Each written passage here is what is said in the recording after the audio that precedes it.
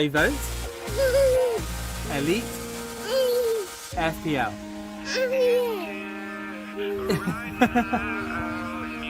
And the gold award. This is the one.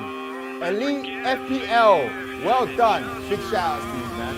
Your past won't catch you now.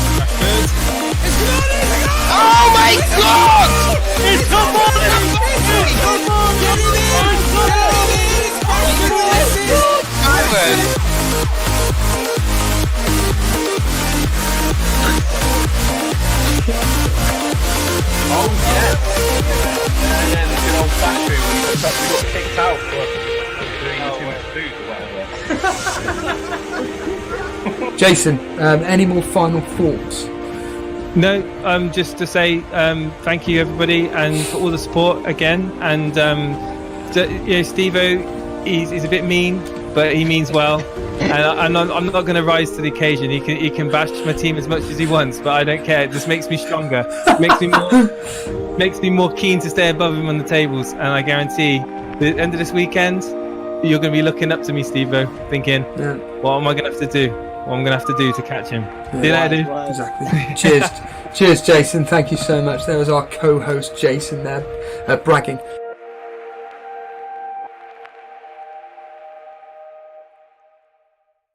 And good evening, everybody. That's here in the chat. We've got Natasha. Hi there. We've got Kudo 2 Foots. We've got Matty. We've got the Cape FPL. We've got Sultan Saeed. We've got Timmy. We've got Nuclear Atoms. We've got Padraig Donnelly. We've got Firetog there. We've got Semi Sweet Potato there. FPL Maestro. We've got Bilal. We've got Niraj. We've got a lot of the usual faces. We've got Karma Baby there. Ramanathan. How are you doing, Steve-O? I'm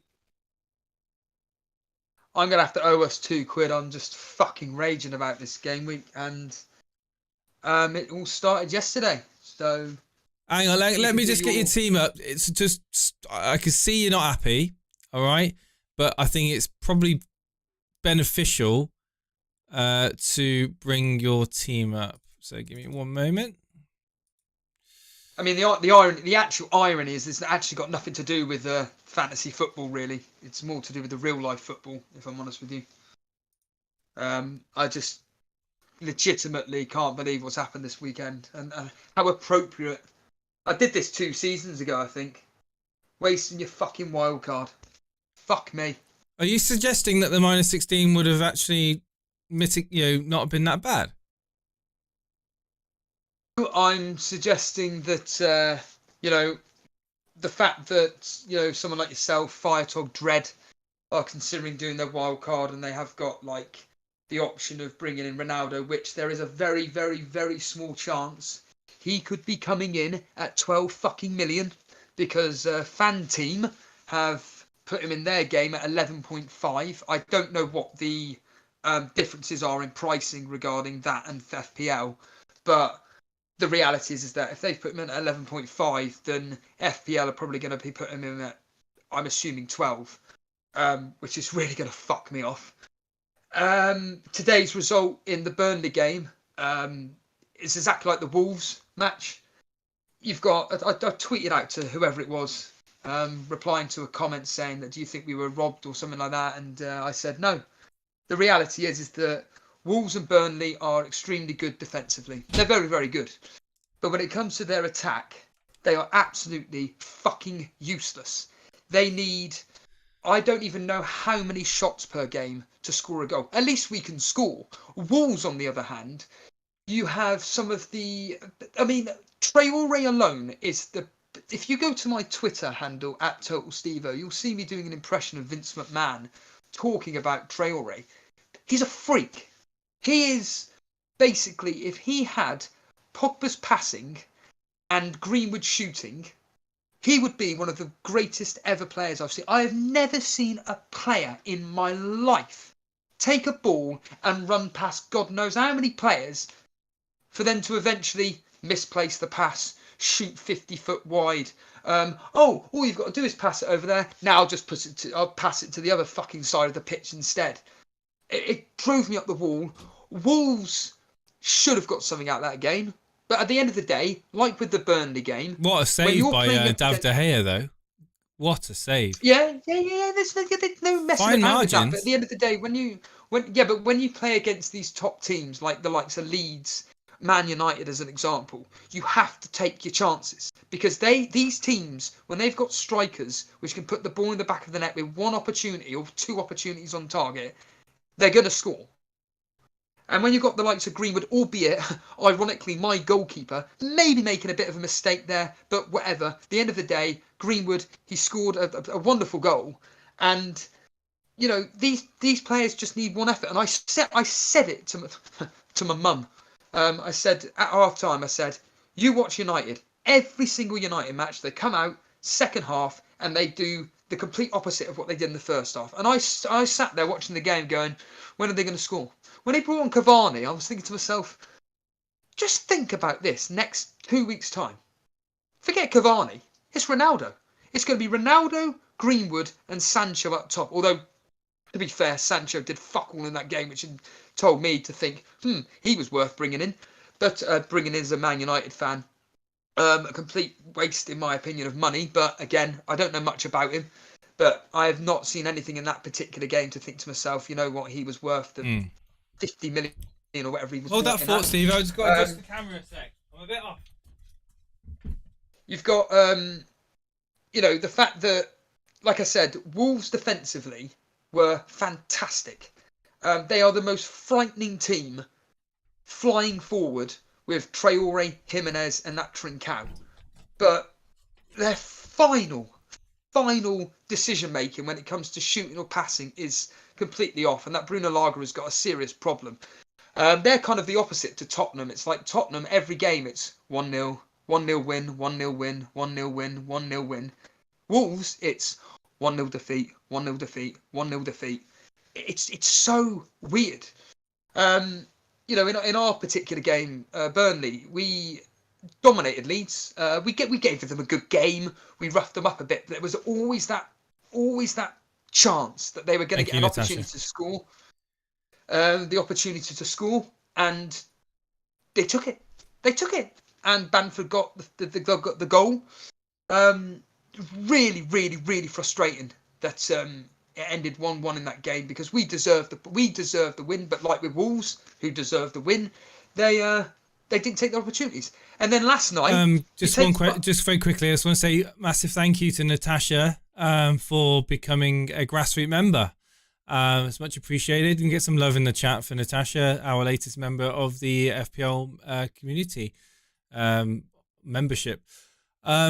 Steve, hold on a minute. Yeah, let me just finish. I don't want to. I know you're in full flow at the moment, so carry on. Liverpool last night, they had the opportunity to win the game. They looked. When me and you went off air, I think we were still on air. I can't even remember now. But anyway, Liverpool looked on fire. I was like, fucking hell, this is going to have a lot of goals in it. I was imagining this to end 1-1, maybe 1-0 either way. Oh no, this is going to have goals in it. After 20 minutes, Havertz pops up with that header. I'm just thinking, that's just hilarious. The fact that he's got a goal like that. But whatever, he scored the goal. You see it down the park, don't you? That sort of goal. Yeah, a few minutes later, Liverpool continue bombarding Chelsea, still not putting the ball away, despite the fact they've got three of the best, their best front three.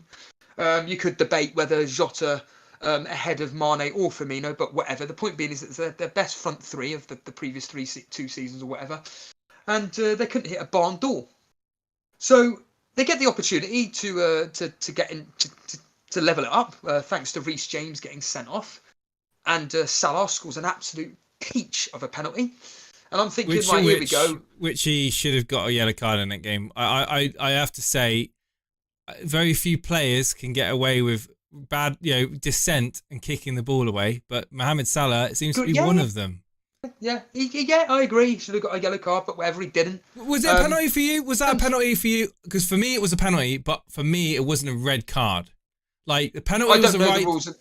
Like, I don't want to go into detail about it, but I do feel that Reece James may have just been, may have been feeling, or have a right to feel aggrieved from that decision from the referee. I do think that it is a yellow card and a penalty.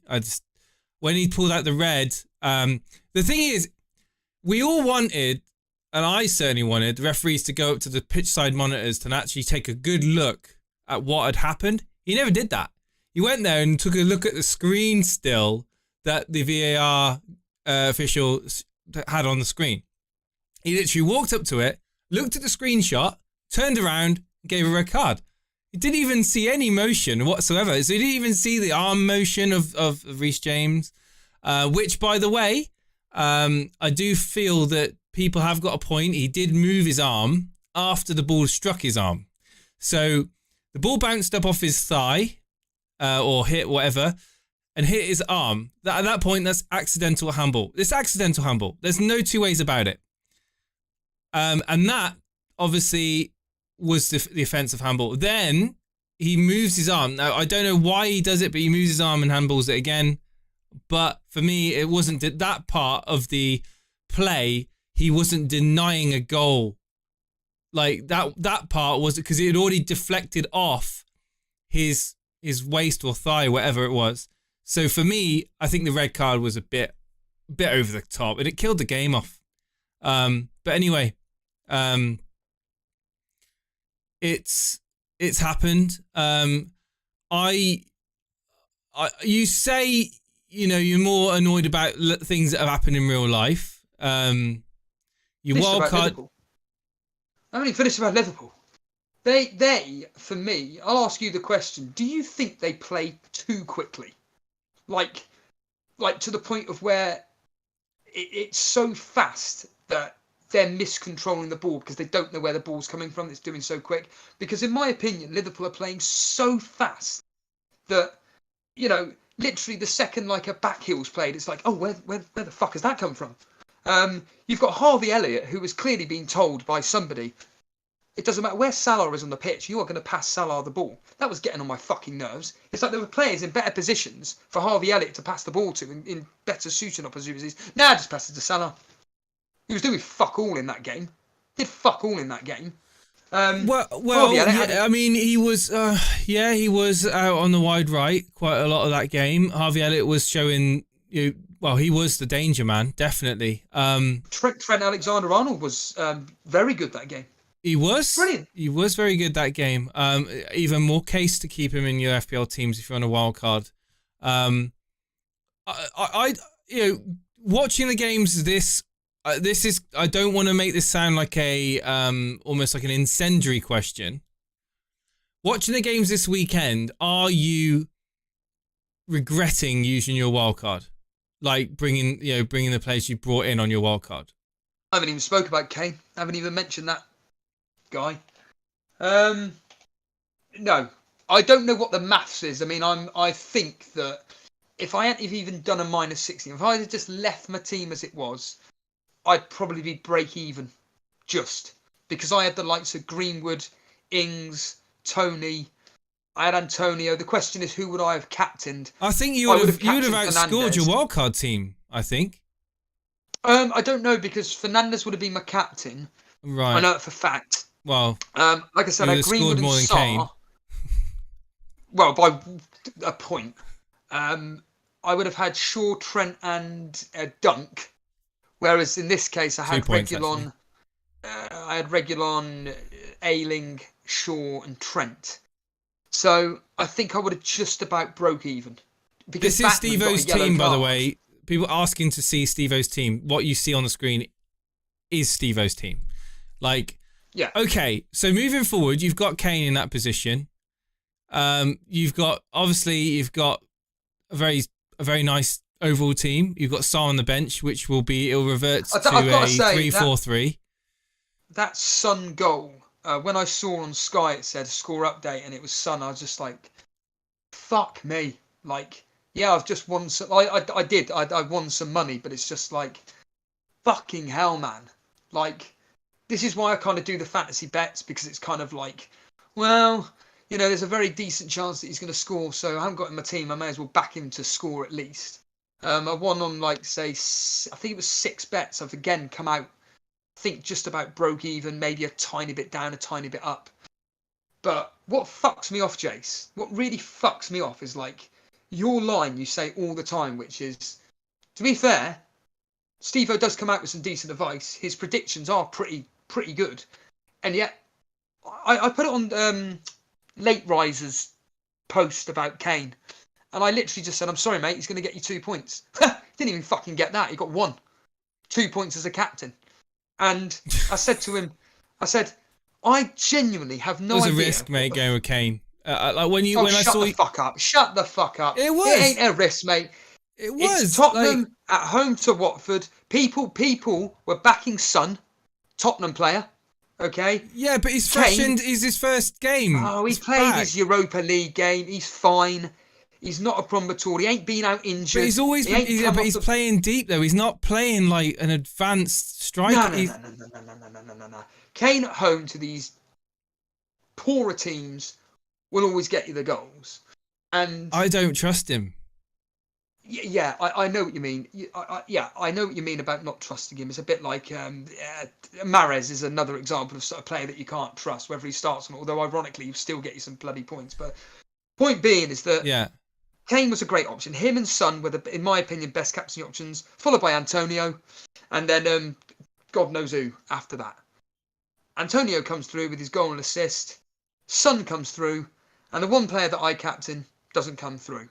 And it's just like, when I say that I thought Kane was a risk is pure. The only reason I say that I thought Kane was a risk is because we hadn't seen him perform in the Premier League up until this weekend. I know. And I did say to you on the stream, I did like it because it was a differential, and it had it could have been a whole different story if Kane had got a brace or even a hat trick. You'd have been absolutely buzzing because the likes of Fernandes doing nothing, you know, would have really and Salah just getting the 1 goal, you know, it would have helped. But alas, it just hasn't happened. You find yourself with him in your team. You've got a possible gateway to bringing in Ronaldo. You don't have Bruno Fernandes. Is it something that you're thinking of, Steve-O?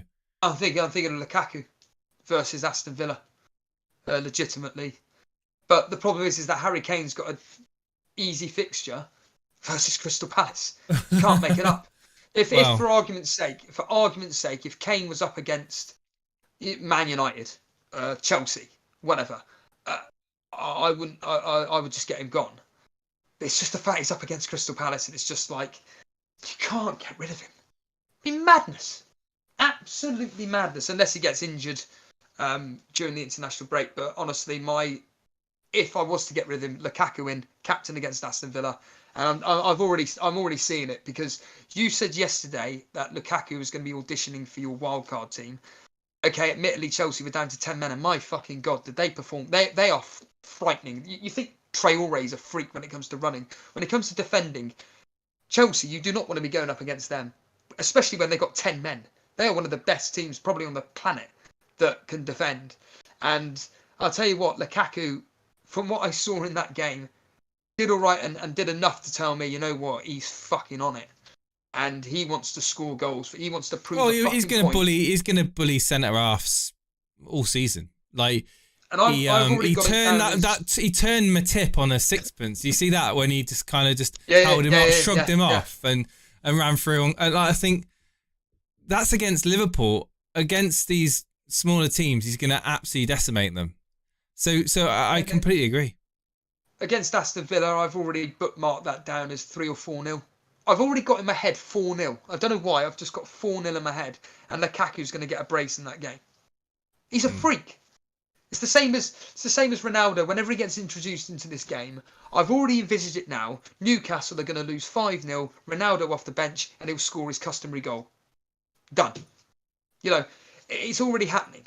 And Ronaldo then after that has got God knows who, and it's almost like, could we perma-captain Ronaldo all season? The answer is probably yeah. You probably could, because he is just. I mean, imagine him playing today. Pogba, whatever people may say about it, his passing is incredible. He can just pin out The thing with Ronaldo is he's going to bring an atmosphere with him. Yeah. It's not just the skills, it's not just the drive and determination that he brings onto the field. It's the atmosphere he's going to bring to the Old Trafford fans, to the dressing room, and to the players on that pitch.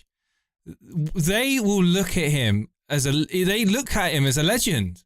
Like, he is a legend, and you know he's going to get the best out of all of those players that play around him. You just know he is. Was it when Ronaldo was essentially giving orders to another manager? Was it for Portugal? Or was it for Real Madrid? He was giving orders. He was really passionate on the sidelines, giving orders about what the team should be doing. I think it was Portugal. Yeah. Yeah. I can see it now, him doing that with Ole Gunnar Solskjaer. Well, they used to play together. Oh, they did play together as well, did they? He was still around Solskjaer. Yeah. So, I think he set him up for his last. I could be wrong, but I think Ronaldo set Solskjaer up for one of his last goals for Man United. Oh, really? Maybe even his last goal. That's a ridiculous piece of trivia there. There's no question about it. There's going to be an atmosphere change at United because of this. I didn't think in a million years that even a couple of weeks ago that that we would see Ronaldo in a United shirt. And I'm just almost still pinching myself because what he's going to bring for that very modest amount of money that they've paid is gold dust. Is stuff that you can't get. He's tried and tested in Premier League. He's got the fans. He's got the skills. He's got the players on. He's going to be playing in the same team as Bruno Fernandes. I think it's going to be beautiful to watch. And the people out there that say about Greenwood, about question marks on Greenwood, I think you've got to reassess that. Because Mason Greenwood has absolutely shown his value in that team. He can pull out a piece of magic. He's got a shot on him that is very, very rare. He can smack the ball. He knows where to smack the ball, and he can score goals. And he's got every right to be in that starting 11 for Man United. Absolutely every right. Greenwood wasn't going to be a consideration in my wildcard team. Now, I can't see any reason why I wouldn't want Greenwood in my wildcard team. I may shock you now, what I'm about to say, but do you know who I would consider getting rid of for Greenwood so I could fund Ronaldo legitimately? It would be Salah. For me, Salah just over the past 3 games has not delivered what I would expect from a 12.5 priced player. He failed against Burnley, thankfully, despite the fact we lost 2-0. But he failed against Burnley. He flattered to deceive yesterday, really. As I keep saying to you, it's like, can other players that are cheaper in the same position score the similar amount of points as what Salah's doing? Well, the answer is Greenwood's already proven it ahead of Fernandes. The value is always in the penalties. Now, yeah, I know Salah got a penalty yesterday, but what's he bringing from an attacking point of view? Well, in my opinion, he's out too wide. He's out too wide, and people are working him out. I still do think that you've got to have that Liverpool coverage there, Steve-O, and there's other ways you can. Like, I would actually say, and this is going to really put the cat amongst the pigeons in the chat. If you really want to start scrimping and scraping money to get the likes of Ronaldo in, keep Salah, but get Matip in for Greenwood. do you mean? Eh? You said Matip in for Greenwood, Trent for. Sorry, Matip, you mean? Matip in for Trent. You know what I'm on about. It's because I've been talking about Greenwood. That's why. Matip in for Trent.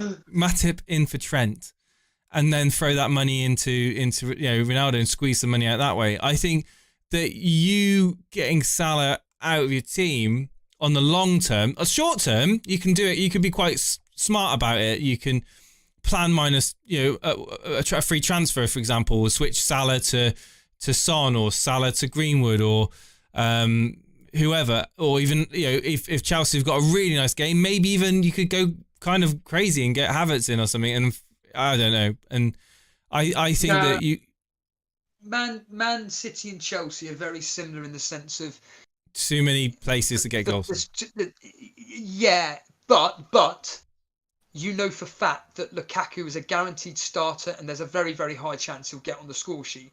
Whereas with the midfielders, it's kind of like a lottery. It's the same with Man City. Within reason, Kevin De Bruyne is the man that's going to get you the goals and the assists. The people around him, it's a lottery. And I think that moving forward, I know it's the same old topic that lots are speaking about regarding you can only have pretty much two premium midfielders, two premiums. You're kind of going to be proving it with this wild card that actually you could stretch. What did you have yesterday? Lukaku and Kane? No, Lukaku, Ronaldo, and Salah. Is that right? That's right. Yeah, you can do it. You can do it, and you can still have a relatively solid looking team. You can do it, but you just can't do it with the likes of Trent Alexander-Arnold. Agreed. Yeah. And will Trent Alexander-Arnold? I mean, I will agree with people. For 7.5, you're not going to get a player that's going to get you the same amount of points over the season. But what could you do? What players can you bring in? To improve on other positions. With that money you could spread out on other positions ahead of him. Could you offset that deficit of points that you lose out on Trent Alexander-Arnold? That is a very genuine and valid question. Now, am I saying that I'm going to go without Trent? I'm not saying I'm not saying that. No, and it might be the case that if I do have Greenwood in, then I might not get Cristiano Ronaldo, and I might just play with Lukaku instead. But this is the beautiful thing about doing a wildcard now over the international break is you've got plenty of time to assess and ponder and think about these things. Catch a few, maybe a few price rises, on the way, and really start to think about it, sort of coming towards the end of next week. And that's where I am right now. I'm really happy. This week's been brilliant. I've had a nice green arrow, and that Reguilon transfer in from Akio worked out really well. Let me just put my team up on the screen. So I ended up getting 78 points this week, but I did a -4. I brought in, like I said, brought in Reguilon, who, by the way, got bonus 3. If you didn't know, Steve-O, so he got 9 points. So that was definitely worth doing. Sanchez. Am I confident with Brighton goalkeeper for the long term? Jury's out on that one. Shaw, solid 6 points there. Alexander-Arnold with the 4. Barnes, I mean, he's gone. He absolutely is gone. And there's no convincing me that he's sure you don't want to play him against Man City? Come on, Jace. Yeah. Be adventurous. Do things that others wouldn't do. Be bold. Have conviction. No, Son is staying. He's not going anywhere. He can keep up with the likes of Salah, quite easily, I think. You got Fernandes. Is Fernandes less of an attractive option, especially if Ronaldo comes in at a tasty 12 million? What I personally saw today, I think Fernandes becomes an even more attractive. Like a lot of people say, well, he may lose his penalties. Well, maybe they have an agreement. Like I can't remember who it was now, but like we rotate. I take the first penalty, and then next time we have the penalty, you can take it, and so on and so forth. Who knows? But Fernandes, I think, is going to be even happier that he's got one of his mates, one of the best players ever to grace this planet. The way he was performing tonight, was he amazing today? No, but there was a moment when, yes, he put the ball in the back of the net and he was slightly offside, but he put it in. offside, Yeah, that was a nice finish though. Beautiful. Oh yes, yeah. You can put the ball in. Yeah, definitely. And I was genuinely thinking this watching that. I was thinking Fernandes, Greenwood, and Ronaldo triple up. I was thinking that. I was thinking they're free. They're just. Could you imagine lunatics. having the Fernandes, Greenwood, and Ronaldo triple up? That would be like. Just think about today, right? I was thinking, yeah, you got Varane, De Gea, Varane, Maguire, Shaw, Wan-Bissaka, Fred, Pogba, whoever the other player was. You've got Greenwood, you've got Sancho, and then you've got Dan James. Dan James, replace Dan James, Ronaldo. Think about that front three with Fernandes and Pogba behind them. It is ridiculous. It's ridiculous. Yeah, it is pretty. It's pretty mental. Newcastle at home. It's gonna get blown away. They're gonna get blown away. I hope so. Just to be proven right. That's it. I hope so. But I mean, Newcastle defensively an absolute waste of space. So, and Steve Bruce is going to turn up already like Burnley do at Man City, and it's like, well, we've lost. A bit like Arsenal did yesterday at Man City. We've lost it. But unlike with Burnley, unlike with Norwich, etc., at least we put up a fight. Arsenal, on the other hand, stuff their flaming backside. They got some big problems at Arsenal, and you know they've really got to do some digging to get to turn this corner. It seems more than a corner. It seems like trying to turn the Titanic. It feels at the moment for them. I've had someone in the chat says, "What's the points difference between Steve-O and Jason?" Good points. That's all you need to know. Eh? It's about 30 points, something like that. It is 30 points, yes. Yeah. Average of deficit of 10 points a week. That's nothing though. That's still nothing. That's still. No, but the more if my captain blanks and yours goes crazy and gets two goals and an assist, then it can be caught up in a week. All it needed to honestly, just a Kane goal. The fact he got a fucking yellow card. Like you're taking the fucking piss. Yeah. Like, legitimately taking the fucking piss. And like I said, I don't know what the fuck I've done to annoy the FPL gods. I don't know what I've done, but the last 2 seasons, like, when it comes to whatever I do, it completely fails. Just backfires, Jace. And it drives me up the wall. Because I'm now 30 points behind you. I'm now fucking God knows how many points off top spot in the Rivals League, for argument's sake. In the Torbay Elite League, Rivals League is still mental right now. Yeah, I know for a fact that in the Torbay Elite League, like I was like 30 odd points off Dan, for Christ's sake. So, you know, it's already, and all like I said, all it needed was just a Kane goal. That was it, and at least I would have been in some form of like level going into like the game week 4, thinking, do you know what? It's only like 20 points or whatever it is.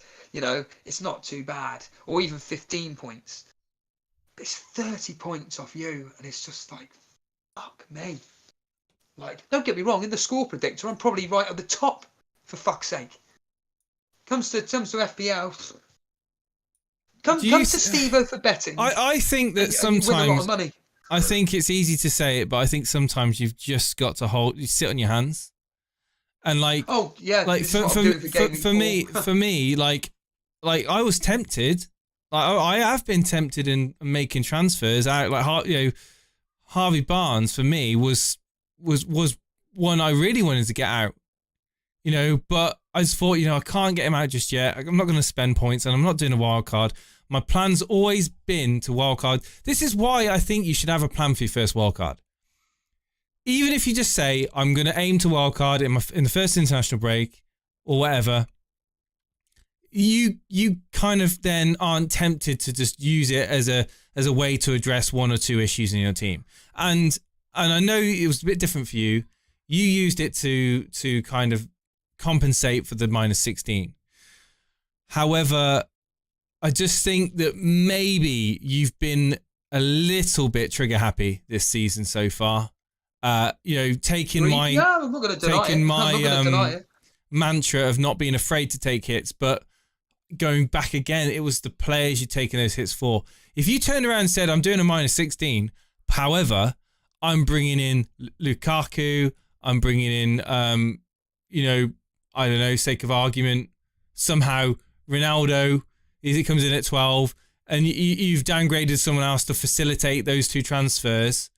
That, to me, is a good way of spending 8 points. That, to me, is a very good way. If you're bringing in massive potential point earners, and you're getting rid of riffraff that is just floating for you. So you were bringing in, like I said, players that were kind of not really going to get you anything, sort of bench players.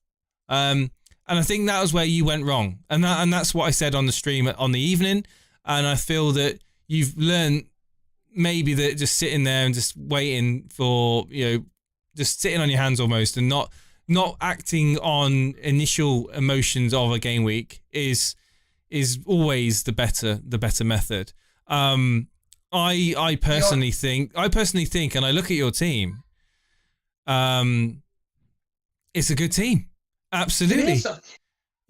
Kane could become, you could change it to Lukaku and then you can upgrade elsewhere. I mean, it's not hard to get the players you want to get in. So you've not almost scuppered yourself completely. However, you are going to have to plan around your transfers a bit, and you are going to have to consider, if you want to get ahead of the curve, doing the odd minus point hit, just to get these players in. But Rafinha, Benrahma, Salah, Calvert-Lewin, Antonio, no way would you want to be getting rid of. They're on form, and okay, Rafinha didn't do anything this weekend, but he is to me, he's the live wire in that Leeds team. He is the live wire, and they are an attacking team, and I wouldn't be wanting to get him gone. Benrahma, maybe Benrahma you could consider, because you've got Antonio. Do you need to double up? Is it essential? Yes, you've got Crystal Palace next.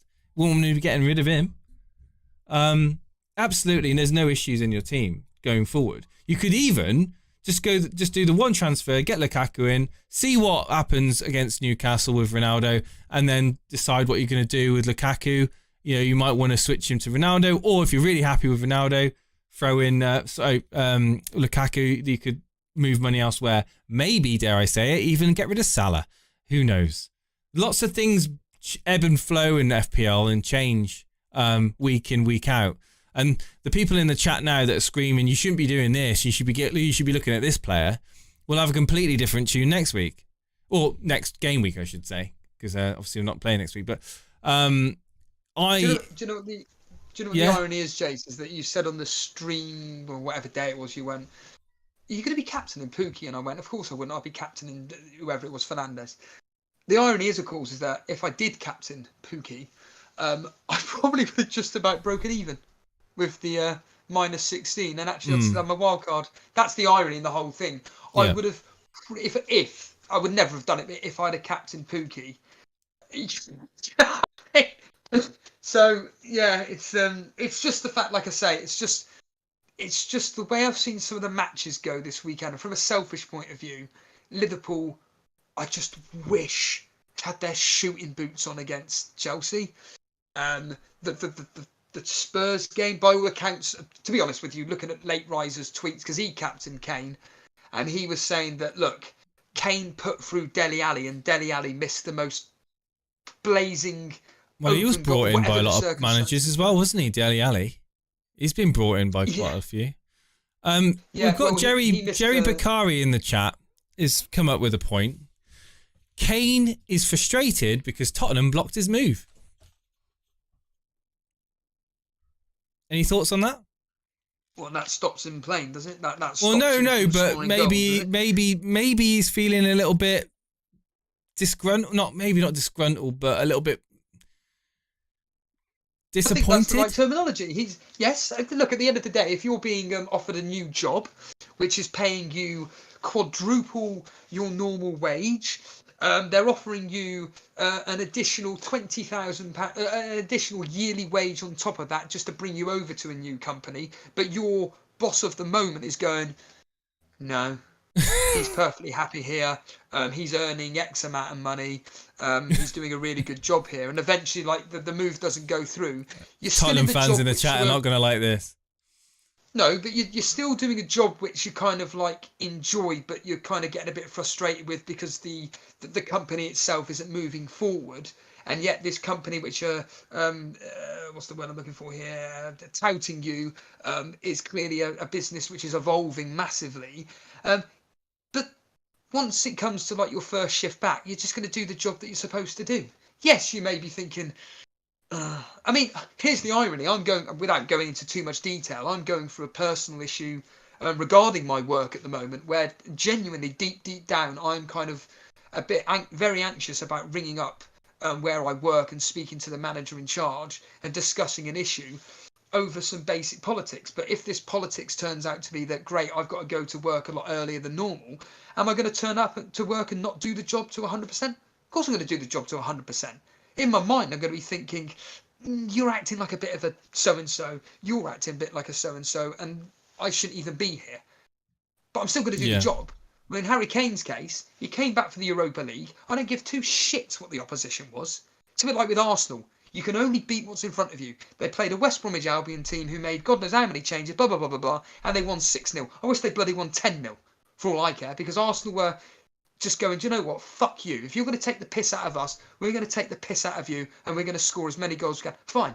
Then they turn up against Man City, and it's like, well, you're up against a real team now. Well, it's the same with Harry Kane. He can only score against what he's been put up in front of. That's fine. Today, he's playing against Watford, and for this, what was his name? Jeremy, whatever, to say, oh, he's a bit upset, he's a bit angry. Well, that doesn't stop him from playing the game. By all accounts, Late Riser made a point that actually Kane played all right, and there's a plan in place. Well, he's got Crystal Palace next. If Harry Kane goes and scores potentially a lunchtime kickoff hat trick, and there's a decent chance of that, then people like me that just stayed calm, held on to Kane, didn't bring in Lukaku, are going to be thinking, didn't make any transfers. I got 2 transfers for game week 5 or whatever the thing is. Cool. And then I can reevaluate Harry Kane and think to myself, well, he got a hat-trick against Crystal Palace, got 2 goals against Crystal Palace, whatever the circumstances is, he's looking really, really happy. Right, okay, cool. And if Lukaku's up against Aston Villa and he only gets the 1 goal, like we've just discussed, gets the 1 goal, whereas the other players around him go and get a goal each in a 4-0 round, then you're kind of thinking, well, actually, I'm probably more happy with Kane, because at least with Tottenham, there's only goals going to be coming from Harry Kane and Son. That's it. And I've already got one of them, so... But it's absolute nonsense. Gary Howden in the chat, stick to your guns, Steve-O. I could not make it any... I could not agree more. I mean, it literally is just a case of your captain's blanked. That's the difference this week. Other captains have not blanked. You've just been unfortunate. We move on to next week. You'll captain him next week, and then he could easily repay you this week. Like I said at the start of the stream, I'm genuinely more angry and frustrated by the real life football that I've watched than I am actually from a fantasy football perspective, to be honest with you. Like I say, very annoyed with Arsenal, how they treated that game. Just an absolute fucking disgrace. Disappointed with Liverpool that they couldn't get that 2nd goal, but fair play to Chelsea, but Liverpool's shooting boots just weren't on. The Burnley Leeds game, just really annoyed that we conceded that, virtually last minute goal. And then, of course, watching that Wolves domination of Man United, and then the high quality of someone like Mason Greenwood popping up. Deep down, I'm thinking to myself, well, you could have got a clean sheet from that Sarr, but it didn't happen. But it's just the way that Man United went and nicked a 1-0 win when they didn't really deserve anything out of it. Got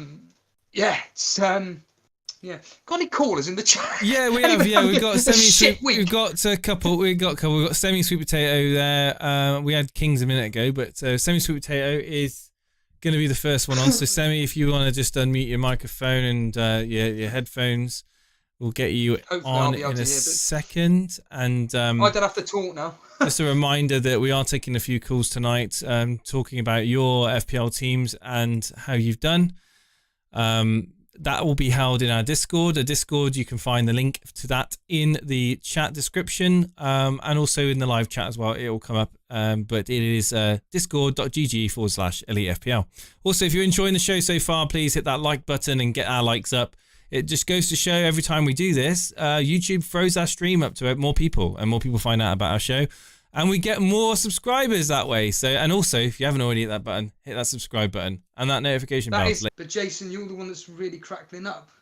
Are we still live? Are we still going? Okay. We are live, it would seem. This is clear. Oh, it's clear. Yeah. Are we live right now, guys? Guys, in chat, okay. You're a moderator. So listen. A big thing is that I have got a VPN, and I didn't disconnect myself from my VPN before going live. So I have a sneaking suspicion that that's what's happened. My VPN's migrated over to a different server in the UK. And that's therefore led to a lag in the video. So I do apologize. I'm just going to move out and move back into this channel. Semi-sweet would have understood all that. Me, on the other hand, not a clue. But essentially, I just want to say a big thank you to Ryan Malone, who donated yesterday and just said a few kind words about my circumstance at the moment. I just want to say, because I didn't see any of the chat yesterday, really, so I just want to say a big thank you. But semi-sweet. Is your camera on, Steve-O? Is your camera on? Yes, yeah, it's there. Could you just disable it and enable it again for me? Is that all right? Yeah, let's do it again. Thank you. Okay. That's fine. That's great. Thank you. And apologies for the technical hiccup there with the VPN. I will have to make sure I don't do that in future. But semi-sweet, can you hear me? Yeah, I can. Awesome. Hey. Semi-sweet. Also, I just realised that I can't mess around with Discord because I've got your lovely face there on the screen. But give me a moment. Semi-sweet. Yeah. You guys sorted it out yet? I can see you moving now. Your camera. I'm moving the screenshots onto the. Talk to me about this week for you, Semi-sweet. Arsenal. Talk to us about Arsenal. Yeah. What can I say that hasn't been said before? Is Arsenal going to do anything about it? Do you reckon? Is Arsenal going to make any changes that are going to try and resolve the problems that are deep rooted there? We don't know. It really depends on how vocal the fans are. But that didn't seem to do anything. Does the blame have to rest on Arteta? Will it? I don't think so. Well, thank you so much for that elaborate answer. It really starts at the top, I have to say. Yeah.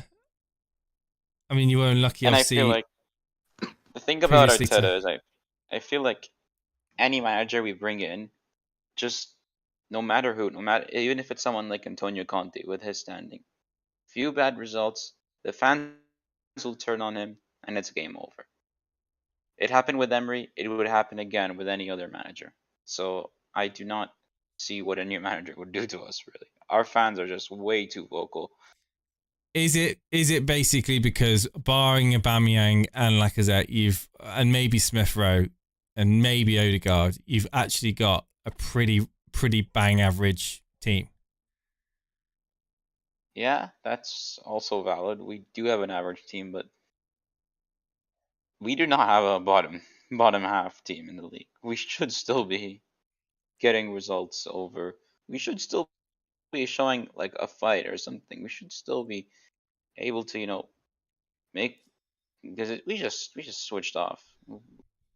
Like allowing Man City to have 80% of the ball. I don't think I've like as much as they are a possession side. I don't think I've ever seen them have that much.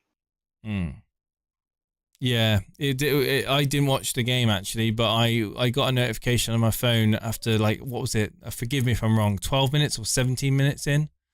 The first goal went in, and then I just thought, oh my God, I saw Man City had scored, and I thought, oh, this is not going to be good. Then another notification came up with literally a few minutes later, 2-0. I was like, oh God, Arsenal are going to crumble now. And of course, then there's the red card for Xhaka is the kick in the teeth, isn't it? Was it a red card for you?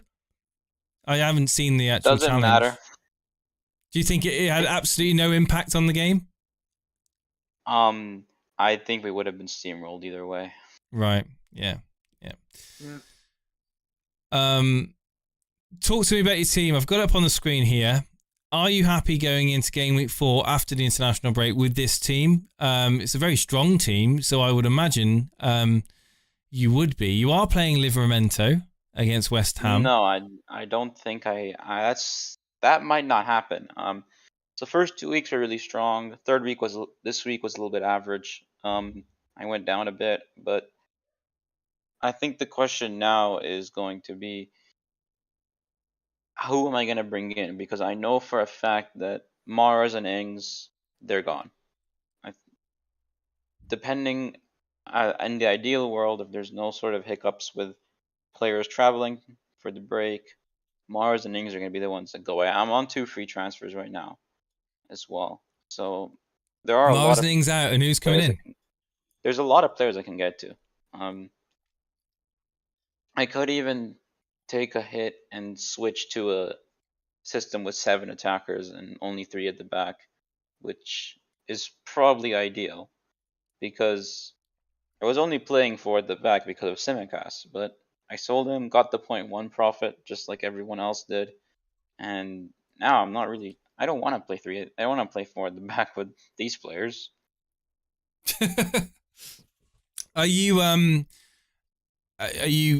swayed by the announcement of Ronaldo and looking at him as an option going forward, or are you just thinking, I've got Bruno Fernandes, that's enough Man United cover with Luke Shaw as well. I'm going to look at maybe getting in Lukaku to get some Chelsea. If you're not swayed by the Ronaldo announcement, then what are you doing? Like he is like the biggest signing in recent years, and like he's going to shake up all. Like if Lukaku shook up our thoughts in a decade, I would argue, he's the biggest signing in a decade in the Premier League. Haven't seen anything like this. But I think the thing for me is I need to see how all these parts move together. Are we going to see? Because when the team sheet came out today for United, I thought Pogba and Bruno were both going to be 8s in a 4-3-3 style setup, which would have been perfect when Ronaldo comes up. But it turns out that wasn't really the case. I thought Bruno was a lot more of a traditional 10, like he's used to today. But maybe Ronaldo changes things. We need to see how all these parts move together and how this now.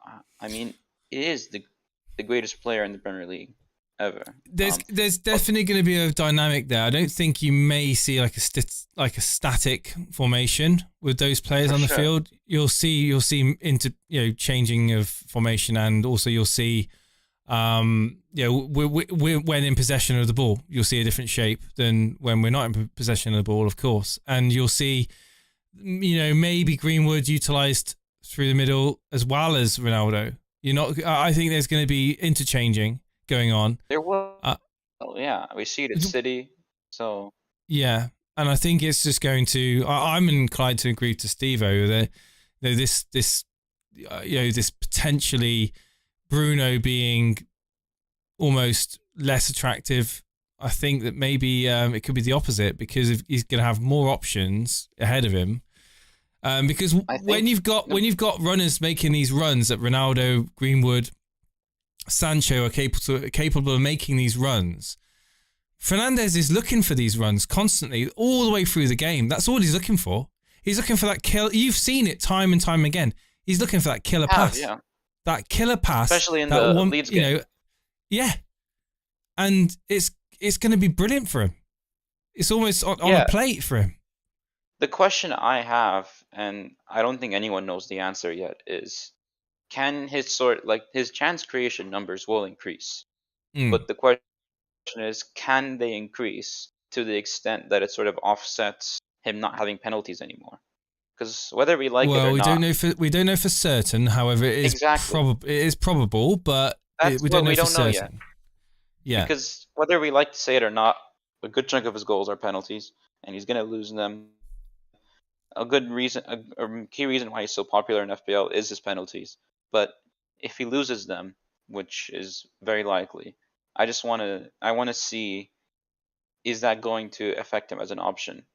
And I don't think anyone knows the answer yet. So I'm not in a rush Well, to get rid of him. I don't Maybe think Greenwood turns out Ronaldo- to be the best United option just because of how much cheaper he is than everyone else. We don't know yet, but it is exciting. I don't think Ronaldo waltzes in and just says, "I'm taking penalties." I don't think it happens. I think that there's a small possibility that actually he waits for Fernandes to maybe miss a penalty. Unlikely, but there's a chance that he may miss a penalty. I think they may come to an agreement, like I said, where it's like you take one penalty, I take the next, and so on and so forth. I can't see why a player just randomly, I don't care how good you are, you can't just waltz your way in and like, I can't see Ronaldo saying that either to Bruno. Like, Fernandes. I think that, I know people have said that he's arrogant, but I don't think he's that arrogant to do that. I think he's quite a humble guy. I think, and deep down, I think he'll respect that Bruno's been there, been on penalty duties, and especially as his compatriot on the national team. absolutely. I really do think that people saying that Bruno off penalties, you need to wait and see. Like, you can't be like that sure about the fact without even seeing how the dynamic's going to work. It might, it's very likely they share responsibilities, or even Bruno keeps taking them until he misses. That, which he hasn't done yet. Exactly. So we talk about Greenwood. I'm really excited by him. He's everything you sort of said earlier on the show today. I saw it, and he's punishing me for not backing him. And I think he could likely be my Mars replacement. I consider Traore, but the problem is he can't finish. Oh, I wouldn't be going anywhere near Traore from a fantasy. Forget it. For if you were playing for Ings replacement, If you're playing fantasy international Olympics and Traore was part of the 100-meter relay team or whatever, get him in. This is fantasy football. Like you just mentioned, like, he can't hit a barn door, he can't pass, he can just run. And I wouldn't be going anywhere near Traore. That Demarai Gray is more, if anything, tempting. But where are you in the Rivals League, Semmit? The Rivals League, let me pull that up. I know I'm 6th in the mods. Right now on the Rivals, I am 52nd. So you're in the moderator, but 50. Good God. The Rivals League is a different beast. It's the Rivals League. There we are, moderators. The Rivals League is ridiculous. I'll be honest with you. I mean, they're both 6th in the mod and 52nd in the Rivals are roughly in the middle. Yeah, but you've got the likes of Nick Treadwell, who's just absolutely a freak of nature, who's literally moved himself up to 882nd in the world. It's just what did he do this week? He had Torres. Okay, that's enough. I'm just looking at his team. Yeah, Ferran Torres, Antonio captain, Salah. He's got Antonio Greenwood. captain was a smart choice. I also did it. Yeah. Oh, so did I. The history has done really well this week with its trivia. Said it'd be a really tight game between Wolves and Man United. 0-0, 1-0. It predicted 1-0. It said about the Tottenham game, it's not going to be easy. Ends up 1-0. So it's had a good weekend again, the history. And it did say there'd be lots of goals in the West Ham fixture. Turns out that there was lots of goals. And Antonio, being the key talisman, gets the goal and assist. So yeah, Karma Baby sums up the this score predictor game that you run for us, Semi. This is an epitome of it. Obviously, Karma Baby in the chat. I'm almost bottom of the Rivals League, but I'm top score predictor. Figure that one out. Again, it just goes to show, like, your week in, week out score predictions have no real direct effect on your ability to manage your FPL team, because you every week you reset in score predictor all of your predictions, and whereas your players, you know, you've got your same group of players and you've got to make individual choices. And yeah. do you think the score predictor aids and benefits you as an FPL manager, or do you think you consider it such a separate entity that it wouldn't matter regardless, Stevo? And you, Semi? I'll ask you both that question. I've always focused on the history a lot and my own score predictions, and usually if the history and my own score predictions correlate, I'll be like, you know what, I'll go with them. Especially if there's a decent captaincy as well, I think to myself, do you know what, that's not bad. And to be fair, ironically, despite what the history said, it was expecting Tottenham to at least score, and I thought 3-0 in that game, and it ended 1-0. So, but yeah, what about you, Semi? History is a great point. If you wanna, like, if backing the history is your way and you're gonna keep doing it, then be consistent with it. And it sort of bleeds into your captain choices a lot. Yeah. Like, you're gonna captain a player that loves to play against a certain team. Like, I don't know, Vardy against Arsenal. Just a typical example. Suarez against Norwich back in the day. Like, you have those players that really love playing against certain teams, and you can back them for your captaincy. So yeah, I think I'm glad to see that people have been thinking very tactically about the player targets. That is intentionally what I was going for. Like, I've seen a lot of people saying they want to be more conservative. Some are saying they should, you know, predict higher for the attackers. Be more, just predict 6 points and be safe for defenders. I don't know. There's a lot of tactics that are coming out, and I'm really glad that it's had that impact. Yeah. I mean, I completely agree. Sorry, Steve. Yeah, go ahead. I think I do think there's a slight flaw in the prediction of player points. You know, you've just answered what I'm doing. It's literally, right, who do I think is going to keep a clean sheet? I said Tottenham, right, Lloris, 6 points. I'm not even going to give him a save point. I'm just going to go 6 points. The same with Diaz versus Man City, versus Arsenal. I said clean sheet, right, Diaz, 6 points. I did Richarlison. I mean, Richarlison, I said 6 points. He could have had a penalty. He should have had a got penalty. Yeah. And then midfielder, I said Fernandez. I said an assist, so 5 points. So I think if there's a way, maybe for next season or something, I don't know how it would work. Like, I genuinely don't know how you could change this format, but there is a slight, it's nitpicking, but it's a slight flaw where actually in theory you can always get, because I was thinking this actually, Semi, and this is still a flawed system in a way, what I'm thinking, but I was thinking that when I first saw this, that the game randomly chose 4 players that you predicted how many points they would get, but the problem is, of course, that you can still predict like a pretty standard score. So I don't know. I think the system within like given pretty much is actually fine. And I think it was Bilal or someone that said in the score predictor chat on the Discord that, you know, high risk, high reward, like you've just mentioned as well. Like I did with Mane against Burnley, I said 13 points. Same with Kevin De Bruyne, I said 13 points. But for me, I'm playing my cards out here.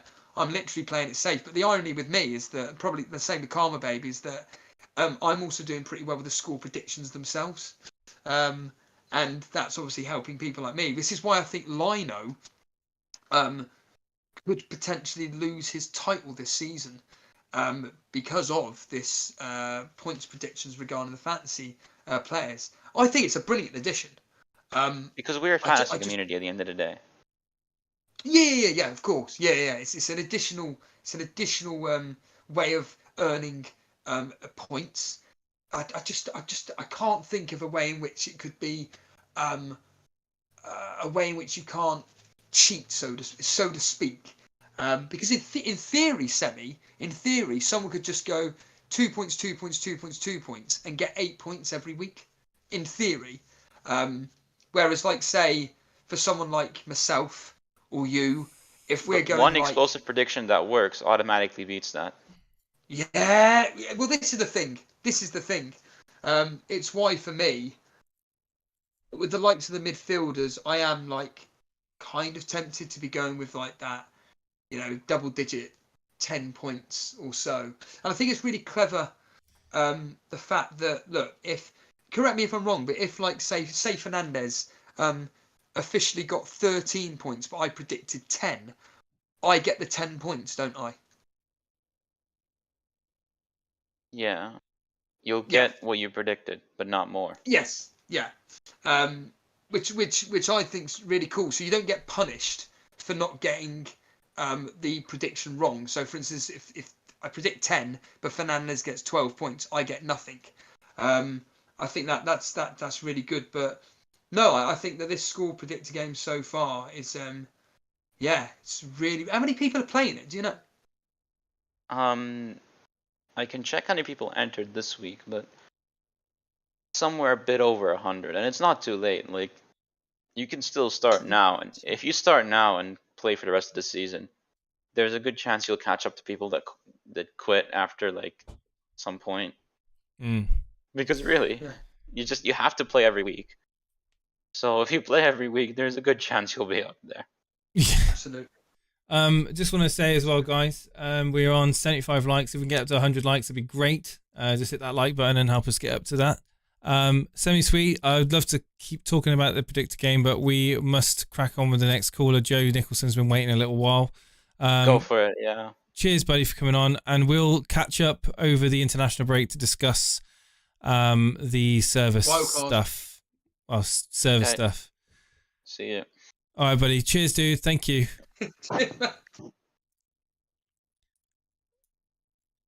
Hey, Joe. Thanks for being patient and waiting. How you doing, buddy? Yeah, I'm alright. How are you two? Yeah, not too bad. Have you enjoyed this FPL weekend? I mean, as an Arsenal fan, not so much the football, but the results have been alright, I guess. What results stood out for you the most of all of them this weekend, would you say?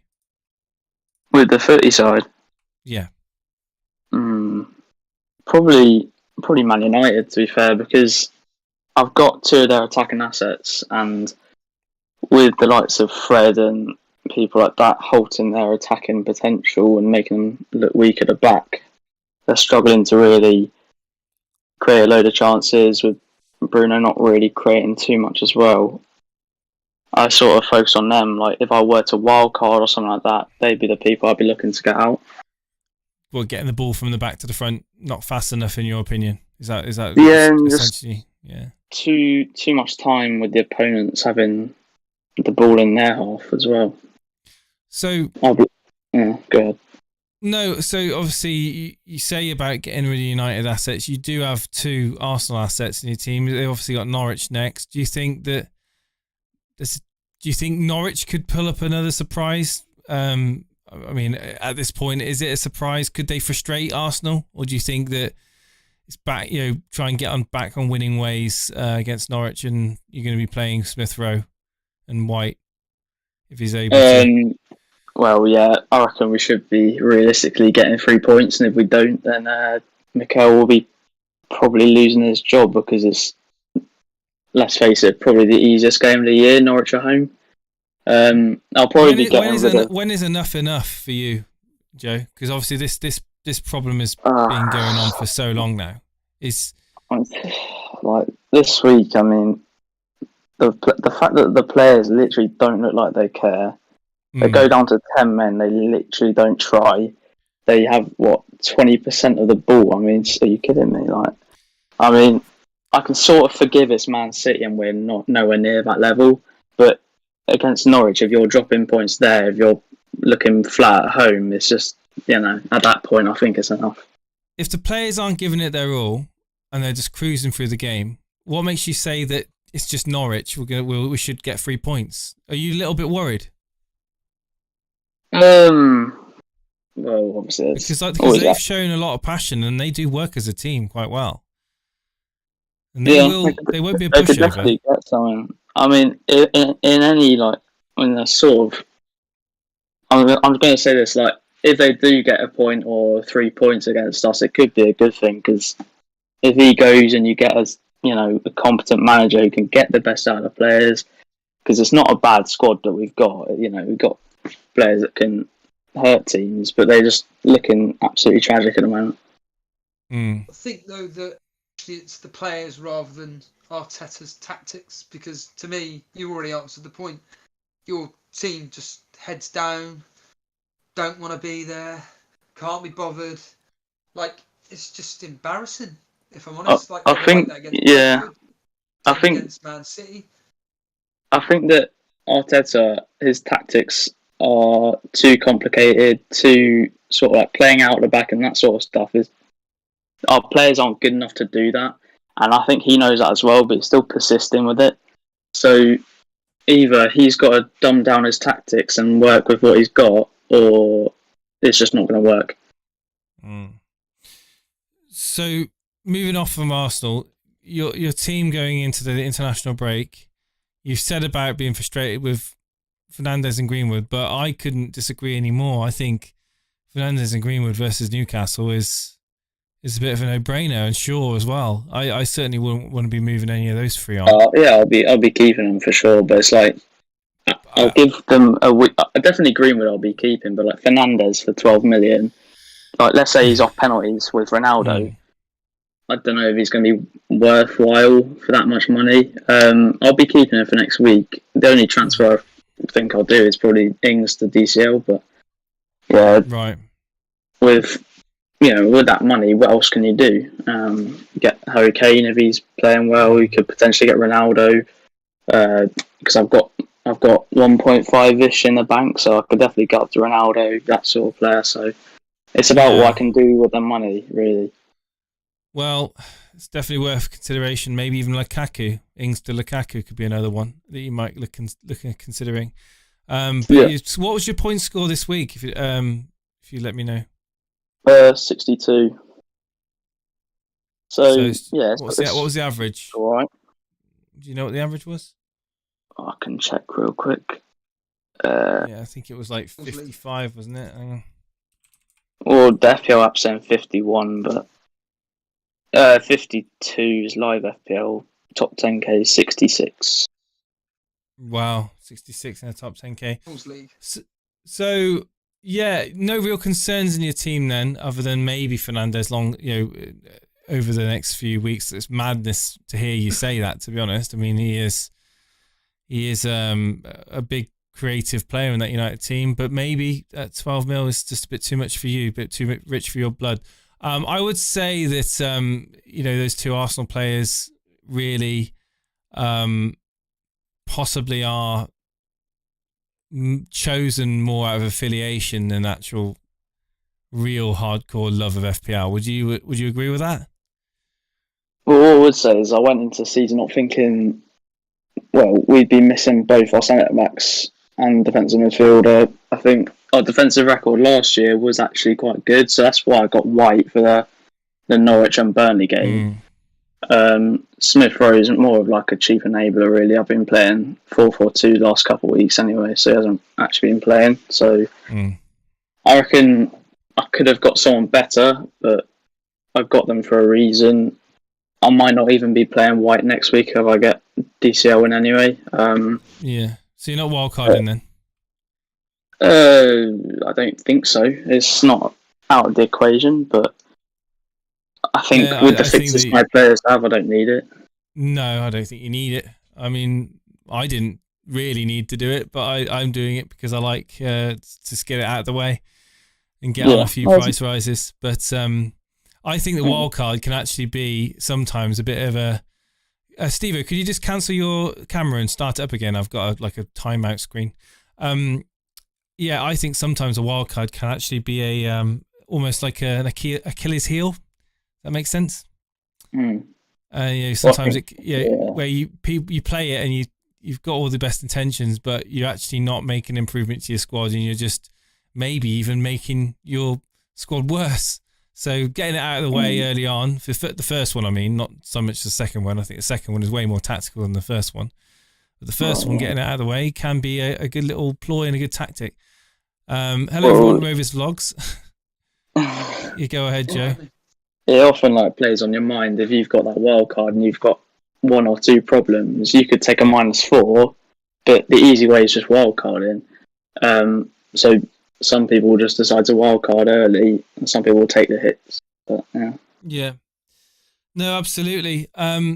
Listen, Joe, have you got any final thoughts, mate, on this? Any questions you want to ask me or Steve? Well, if you had 1 free transfer with my squad, what would you do with it? Oh, Steve, can you see his squad? No, you can't. He's got Sanchez, Alexander-Arnold, Shaw, Soufal, White, Benrahma, Salah, Fernandez, Greenwood, Smith Rowe, Antonio, Ings on the bench with Livramento and Scarlett, who's never going to be completely straight, my immediate reaction is Damari Gray in for Smith Rowe. That's my immediate reaction. He's 5.5, isn't he? Plays for Everton. Everton are on fire at the moment, scoring goals, supposed to be looking good. You can't go wrong at all, really. I don't know who Everton. That's if he wants to keep Ings. That's if he wants to keep Ings. If you don't want to keep Ings long term, then you could always get him out. Maybe stretch towards Lukaku if you can. Or, just maybe you can get in, like Alex the Kid says, Deke Calvert-Lewin, getting him in. Mm-hmm. Yeah, those are my thoughts, really. Yeah, I still cover the Everton attack that way, and Smith Rowe against Norwich, I reckon, will return. So, yeah, awesome. Cheers for that, Joe. Thanks for coming on tonight, mate. I'll no doubt speak to you again soon. All right, cheers, guys. Cheers, buddy. Slightly shorter stream tonight, guys. It's 8:20 now. We've been going for an hour and 20 minutes. We've been going for an hour and 20 minutes. Yeah, we have. I'm not going to lie. I've got a massive project that needs to be done in a short period of time. So I'm going to be doing some work tonight. So I need to kind of make sure we're not streaming too late. I want to say a massive thank you to all the new faces that have joined us in the chat tonight. I'm not talking about the webcam chat person that was spamming earlier on. I'm talking about you guys that have just subscribed today and liked, and even Natasha as well for becoming a member. We much appreciate you becoming a part of the membership there. Hope you enjoy the members videos that are going to come out, and I'm sure Steve-O's already planning his next one. Thank you, Steve-O, again for joining on your phone. It's actually been a lot better tonight, Steve-O. Hasn't been really any issues at all. And I think the issues have actually come from me using a VPN. But yeah, guys, it's been an absolute pleasure. And I look forward to seeing you again very soon. Keep an eye out on the socials and keep an eye out on the members videos, because I'm sure me and Steve-O might have a joint members video in the not too distant future. And hopefully I can share some personal news about my life that's happening as well in that members video. Hopefully it will all tie up quite nicely. All the best, guys. Take it easy.